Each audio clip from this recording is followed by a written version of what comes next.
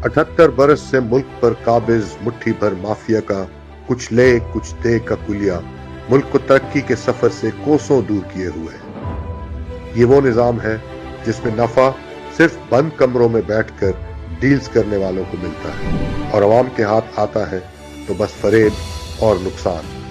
Deals करने वाले इन बंद कमरों के बासियों की नस्लों के तो क़याम पाकिस्तान के बाद से बैरून मुल्क जायदादों के अंबार लग गए,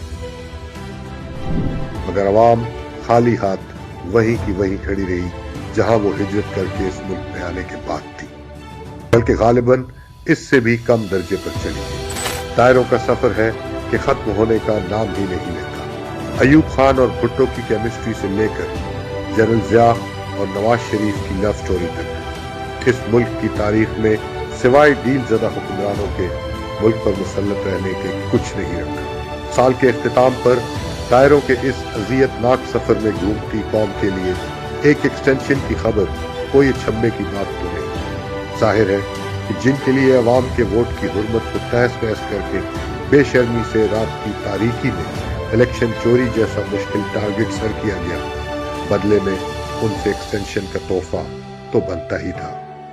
सवाल यह है कि आखिर कब तक ये मुल्क इन्हीं बंद कमरों की डील्स की नजर रहेगा।